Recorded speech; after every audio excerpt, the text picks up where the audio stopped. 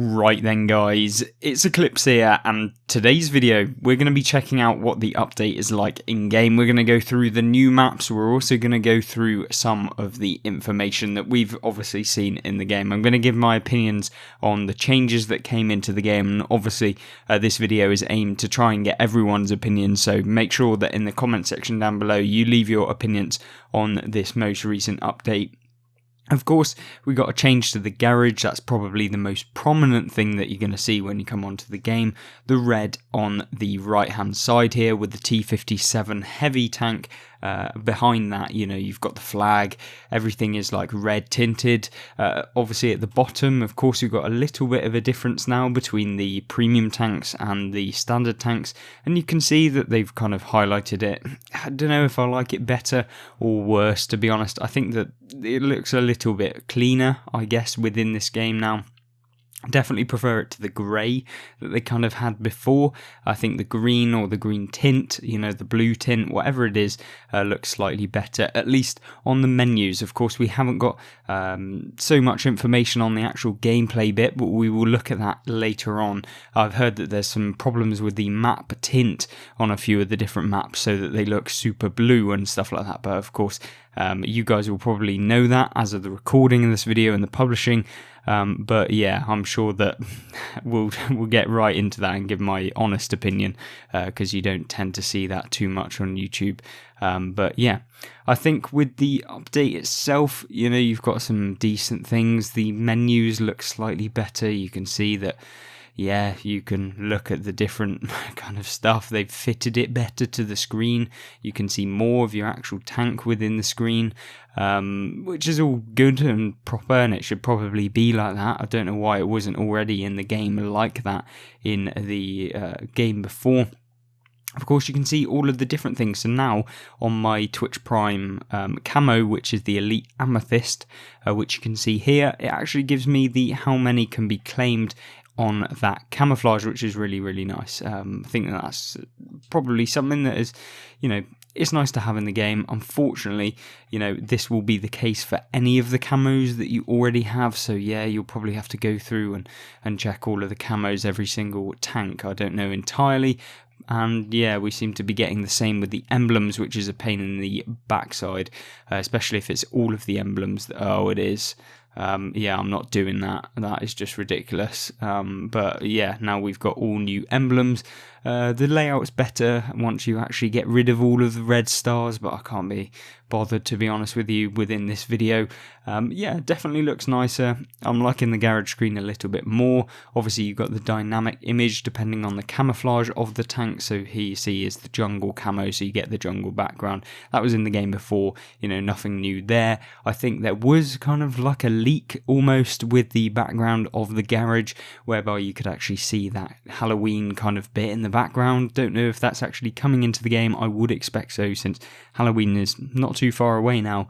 We're looking at just under a month now, so yeah, probably in the next 2 weeks I would say we'll be having some more Halloween stuff cropping up in the background. It's probably already in the game files, with the update being 13 gigabytes. That's a substantial amount of difference within the game. It took me ages to actually download it, which was kind of annoying, and so this video is a lot later recording. At least it's like 9 o'clock here, the previous day to when it's uploaded. So yeah, we're grinding out into the early hours. Started my job last week, so yeah, it's interesting to try and make the videos every day when I get home from work, but you know, that's always good. Anyway, moving on, we've gone through that. What are the tech trees looking like? Finally, just finally, they've introduced the horizontal tech trees, much to everyone's kind of pleasure, I guess. Yes, you can see the horizontal tech tree back as it used to kind of be within the game, which is really, really nice. I much prefer this kind of system. I'm not saying that the old way is always better, because sometimes it just isn't. But yeah, certainly with the tech tree, it feels a little bit more kind of laid out better, I'd say. Don't know, it's kind of quite zoomed in. I think that maybe they could zoom it out slightly. I'm not going to say that it's awful, but yeah, could probably do with a little bit of a scaling out so that you can see more of the tanks, because you get to this point and you think, oh, there's no more tanks in the tank line, but of course there is still another branch down here, so it's a little bit kind of not bad, but yeah, it certainly could be changed differently. And of course, you just saw me swap from the tier 3 to the tier 8 somehow. Yeah, probably should be blocked from being able to do that, because you'd be skipping around the tech tree. It just feels a little bit clunky. I'm not saying it's awful, but it certainly is better than the previous system that they did have. Yeah, you can see a lot of the tier 10s, and when you get to the tier 10 it comes a lot nicer when you're looking through the tech tree. Only got a couple more to actually research on the British line, so I can do my nice reviews for you at tier 10. Of course, I am British, so probably a little bit biased with which tanks I'm prioritising at the minute, but I am going towards the tier 10 French heavy tank / medium, the AMX-50B, so that's kind of next on the list of tier 10s to get, just for that ramming build. Want to make a video like that, should be interesting. But yeah, definitely, tech tree looking much better, definitely a way to go. Certainly some things I want to see in the game that aren't currently is linear vehicle progression is really shocking. To be honest, they should definitely share modules between the different tech trees, because researching the same gun on 2 different tanks is just no fun at all, especially when the previous tank had it to begin with, and then you go on to the next one and you have the stock gun, even though you would have been able to actually just upgrade it to the next one because you researched it on this one. Yeah, it just doesn't work.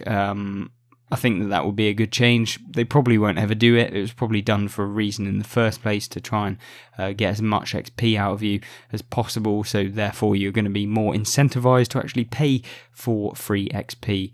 And yeah, that's kind of wargaming strategy. Of course, they do have to make money, and that's probably just one of the casualties that's happened recently with that. Now, moving on, what else have we got? Well, I know that we got some more commanders with this update. Don't know what they are, but I guess we'll look in the store. We've of course got some bundles that I can go through within the game to kind of showcase what they are. Yeah, Cold War tanks, just the same season pass tanks that you can basically buy for a stupid amount of gold. Wouldn't ever really recommend paying full price. Looking at these for the Arms Race Mega, just what on earth? Like, how much was it? 41,000 gold. Hang on a minute. You're going to be looking at like 120 pounds, well, under that, like £100 for like 3 tanks and a couple of commanders. That's ridiculous. Yeah, I don't know why they do these bundles. They're just stupid in my opinion. And the pricing of some of these, 17,800 gold for 1 tank, you're looking at like £50. That's a full price game for 1 tank. Just ridiculous pricing. Yeah, definitely the deals that you'll be looking at are things like the Rover, 2,000 gold for a tier 6, pretty really broken tank, to be honest with you. I certainly think that this tank is a really good pickup for any of you that don't have it already. Going to purchase it myself this week. Looking towards actually getting my hands on a few different things, and I've got a video idea coming out very soon that I'm sure many of you will want to see. Looking very decent, or at least interesting. What you'll notice in the top right as well, that you actually see that the premium account time looking icon has changed. Don't know why they did that, but of course Wargaming just thinking that they need to. You can now see your career, so your monthly progress to getting the next rank. So you can see I'm on AA. I think when you get to AAA, you actually get a key card at the end of the month. Not entirely sure, but I'm pretty sure it's around there. Tier 6 on the yearly rewards. So yeah, you basically get some premium tanks, I believe, if you play that much, but it depends on how many months that you get certain amounts of points and stuff like that, and you have to be super consistent to be able to get those free premium tanks. And when you get so many from the season pass, it's not really worth grinding out that extra time if you don't actually have to and you're not enjoying it anyway.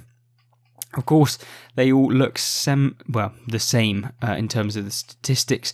What we will do is we'll actually try and get that 4th mark on the Excalibur, because we're at 100% and they are in the game, so hopefully we'll do a video on the 4 marks and kind of how to get 4 marks the best.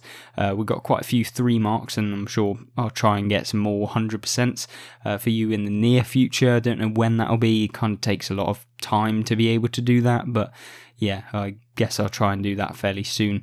Now, I think probably time to actually look at trying to get our hands into some of the gameplay, and we're going to have a look on the custom games to be able to do that, and have a look at Malinovka and some of the, or Redshire even, and Muravanka, some of the new maps that we have within the game. So we'll look at that now, and I'll jump into some gameplay in just a second. Right, so we've jumped into a game in the AMX 13105, of course the tier 10 French light tank, just so that we can pretty much gauge what the gameplay looks like. I know Wargaming said that they've introduced a filter. As you can see on screen, it looks quite blue.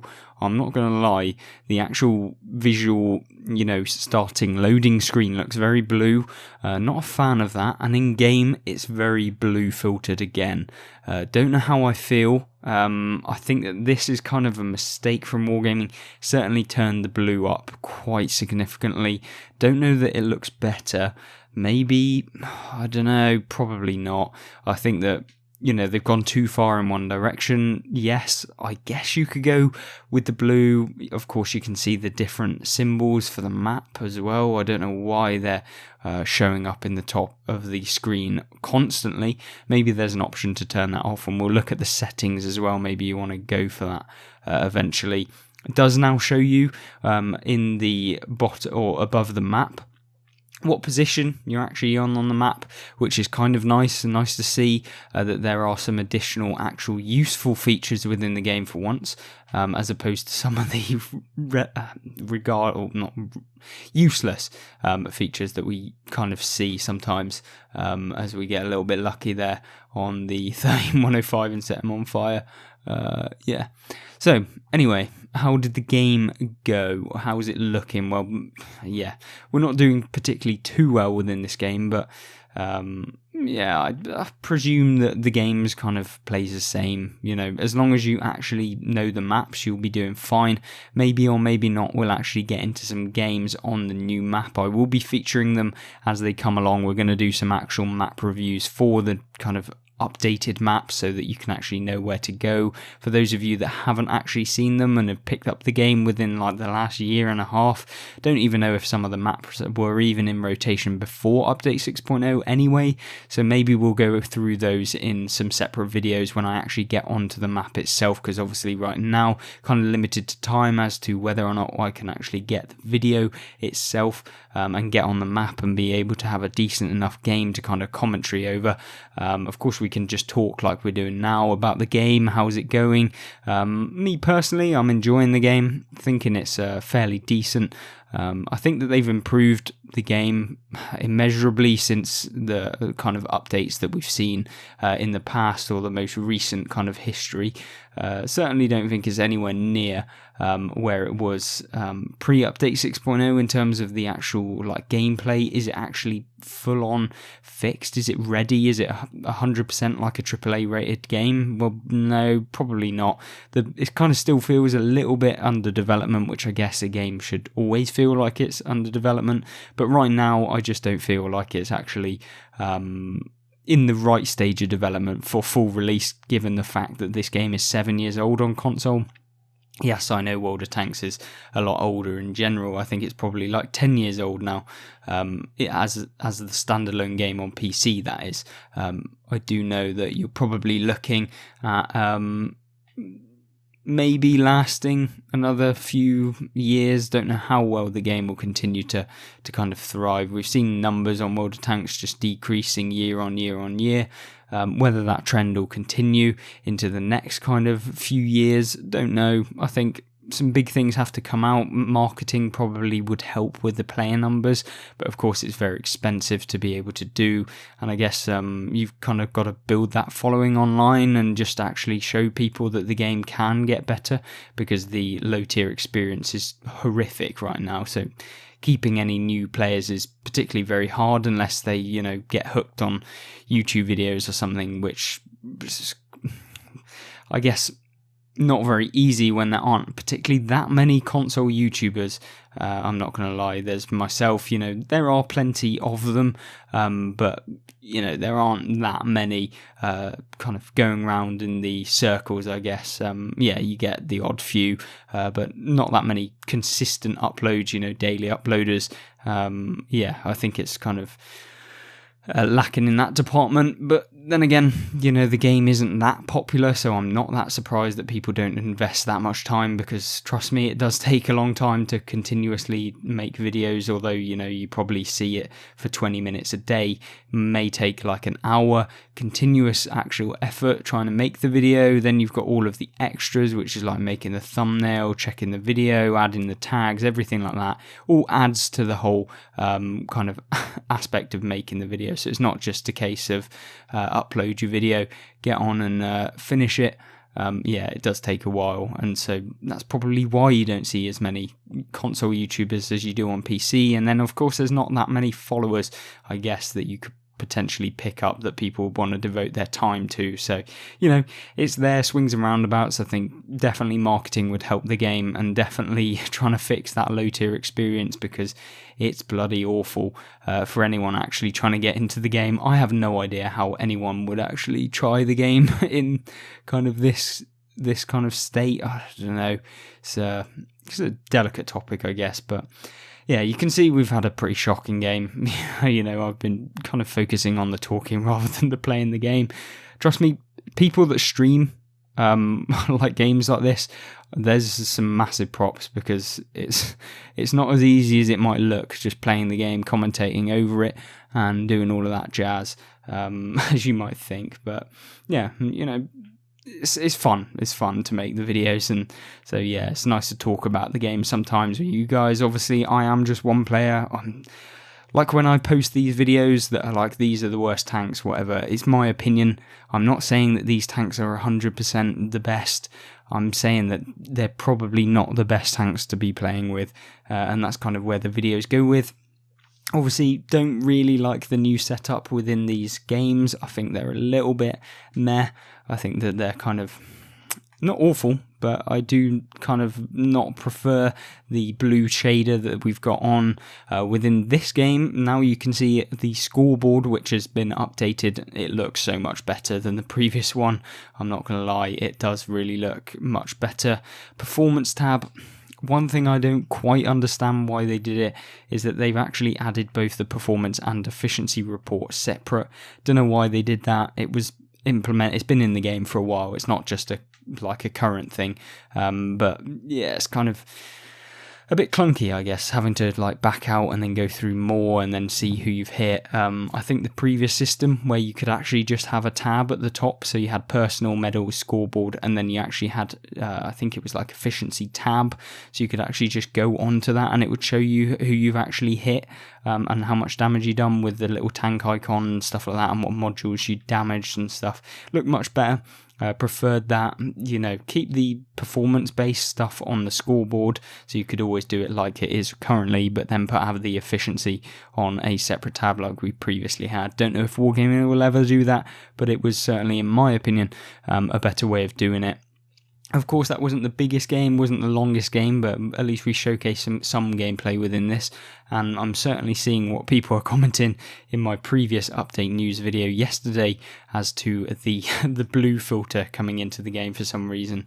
Yeah, when they said that they'd upgraded the graphics so they look much more realistic and cinematic, yeah, I'm not entirely sure that that's the case, but I guess, you know, we'll just have to wait and see how it goes. But there we go. That is the game, kind of my little initial review of it. I don't think it's particularly that much different in terms of how it will play within the game. Of course, the menus look much better, liking the look of the UI better. One thing, the graphics probably don't need that blue shader on too much. Probably reduce that a little bit, make it slightly more kind of normal based, because remember, people were playing for the gameplay, not necessarily the cinematics. That's just kind of an additional extra, and you can always go into the replay functionality anyway if you want to check out cinematics. So yeah, there's that as well. Of course, we did get changes with the replay system as well, so we'll just have one last look at that. Nothing big, but it's for those of you interested in the replays, whereby, you know, you can now see what the actual game mode is and what the model of the map is and stuff like that. So yeah, I don't think that there's particularly that much of interest, but definitely like the look of some of them. In fact, what we might do is actually right now is check out the new maps if they are on the trending replays, which often they do. If they're not, I will try and get those videos out real soon, which of course we've got already, having the Dukelet Pass. We've also got Ghost Town and Redshire. We'll have a look at what they actually look like in the game. Already I can see that Dukelet Pass looks a hell of a lot like more darker and dingier. Not entirely sure that I like that. I think that looks pretty awful, in fact, if it is actually like that within the game. But there we go. Not entirely sure how that's going to be in game, so we'll just wait and see. Definitely think that the game is kind of a little bit better in terms of its looks a little bit more professional. Is it actually more professional? Probably not. You know, it's still Wargaming creating the game itself, but definitely in a better state. Obviously we'll have a look at the kind of map itself. Definitely looks more treey than it used to in the game. Spawns have changed as well for some reason. They actually spawn here, which is very interesting. Don't know why. Usually the spawns were actually further over there. This must be Team Destruction, maybe. But usually the spawns are over by these buildings over here, and also in the far other corner of the map. Don't know if we can actually zoom quicker over there, but you can see in that big open field past this windmill, that's where the other spawn usually are. And then it's typically just like the TDs camp on these kind of hills, looking over to the other side, and the same kind of on this side. One good position on this map that many people don't realise about is actually this position right here. It's a really nice position to be able to get early shots off into your opponents that might be progressing. Looks like they've actually put the hill in front of it, meaning that there's a little bit more cover, and we'll have to kind of see how the gameplay plays, because with these changes, of course, we're going to get different changes to the meta, how it's actually going to play. Don't know entirely what it's going to be like when we actually jump into it, but yeah, it's looking interesting. Definitely a bit of change from the previous map and the previous iteration of Dukelet Pass. Definitely going to be enjoyable, and at least something refreshing to be able to play. So there we go, Dukelet Pass. Hopefully we'll get that all nice and sorted into the video, and we'll look at the next map in just a second. So second updated map is Muravanka. Obviously you can see it on screen. I know that you're not blind, although if you are, not a problem. But there we go, here we go. This is the map itself. Definitely has changed. This map looks so much different. What on earth? I mean, it probably doesn't look as clean as on PC, but I guess the actual filter of the map has changed. The essential layout of the map is kind of the exact same, whereby the majority of heavy tanks usually camp on this corner against one another. As you can see, there is like this symmetrical hill with a dip in the middle. You can see right here, this is predominantly where the majority of the fighting goes on, and then you'll see actually, if we load out, that the majority of the heavies then fight it out and duke it out on that corner. You probably don't want to go around this corner, because a lot of the time the TDs will be camping right at the back. As you can see, the friendly ones there in green will be taking shots at whoever pushes too aggressively. Good kind of thing to do, I guess, if you're in a fast heavy or a fast medium, is make your way into this position at the beginning of the game to then be able to spot for your team. The one kind of condition that kind of has to be met before you do that is, of course, the central position, and of course anyone else that decides they're going to do it on the enemy team can lead to some kind of pain, I guess, but you essentially just want to come to here. But you do have the risk of those enemy heavy tanks from actually just YOLOing into you and just not giving a goddamn about the tank destroyers that are going to be able to hit them. Of course, if you're on your own, don't go on one flank trying to protect it from 7 tanks. Don't be a fool. That's never going to happen within the game, so obviously take note of that. So there we go, Muravanka is kind of how you play it. Of course, if you're in a medium or a light tank, typically you go over to this position on the map, which you'll see where all of these light tanks and heavies actually have decided to go over here. Typically you want gun depression if you are a heavy, so don't go coming over here in a tank with absolutely no gun depression, because trust me, that's not a good idea. Yeah, definitely the area where it's really hard to actually push up from, because often what you do is you'll get to kind of that point where the E5 is, although it's not actually popping up, or not the E5, the WZ there. But yeah, often you'll get taken out by the TDs that are camping on this hill right here as they protect their base, which is obviously out in the middle of the open. You're not going to be getting capped very easily on this map. But yeah, this is essentially Mirror of Anchor, kind of how it works. If you lose the field, don't try and rush the cap circle because you go through an open field. Try and go through the middle, and then what you can do from the middle, as you'll see these heavy tanks actually moving up, you can then use the buildings as cover from people on this hill camping, and then you can essentially just come up to this point here, use your gun depression to be able to then shoot at whoever's in front of you. You know, the TD's over there, the TD's over there, or essentially, you know, if there's no one left and there's only a couple of heavies down here, then you can shoot them too. And you'll see that with the heavy tank just moving up here and the Tiger Shark. And that's kind of how this game plays. Essentially, the green team will probably win this because, you know, they've taken the right approach rather than just going through the hill or through this open field over there and getting shot from the hill. So there we go. Hopefully you did enjoy this. We'll move into the next map in just a second.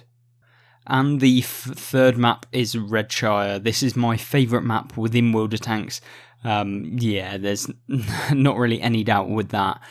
This one, of course, is the console version, or the pre-airship World of Tanks PC version, when they basically decided the map over this side wasn't particularly very fun if you had artillery on the team, and so they just crashed an airship right in here where these rocks are, and essentially made it somewhat arty safe when you move up that area in a heavy tank. Of course, console don't have a problem with artillery apparently, and so yeah, we don't have that airship to be able to provide some cover from the artillery, because this is predominantly a map with absolutely zero artillery cover, unless you go into a pointless position which you don't really ever want to go into, and that is this side of the map. We also don't get that castle which the World of Tanks PC players get, and so yeah, we're left with this pretty horrific side if you want to actually be arty safe.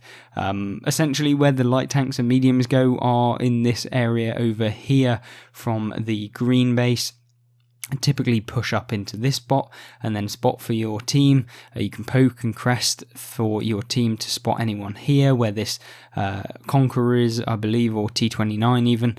And then you can kind of move on from there. Of course, you have to be a little bit wary of the tank destroyers which have moved up there. You'll see our entire team, or I say our, but the green team here have decided that they're going to all camp here, which is the worst decision possible to make, and so they're probably going to lose this game. You can see that they're all in one kind of square on the map, and so if you don't make an aggressive push over here up to where that medium tank is, you really don't do anything. And so yeah, this is where they've made the mistake. Shouldn't have stopped T-29, and quite possibly you're going to get pumped as soon as the team take out that medium tank, take the aggressive position, and then you're going to be in a bit of a sticky situation. As with this game, they've already 14-10, and I'm sure at the end of the game it continues to be a complete rout. I'm sure, as you'll see, 9-4, probably going to win this game. 8-2, 7-1, 6-1. Yeah, and they cap because there's just a TD sat in the back. But yeah, very interesting. Loving the fact that Redshire is back in their game. Very, very nice for all classes. Heavies probably have it worst. But then again, the heavies typically have some fairly decent games on many of the maps. So yeah, you're not really too bad with this most recent update. But there we go. Of course, there's the big airship that actually crashed on PC. And yeah, kind of a nod, I guess, to the PC version rather than actually just making it RE safe. But there we go. Let's move on to the final map, Heilbronn, and yeah, we'll close out that video then. The final map, of course, being here, Heilbronn. You can see it looks very wishy-washy on this title screen. Don't really like the look of it. Could do with some more vividness. Just seems like Wargaming have kind of grayscaled everything. It just seems I don't know. It's kind of got this War Thunder effect, to be honest. War Thunder's a little bit like this in terms of how it looks.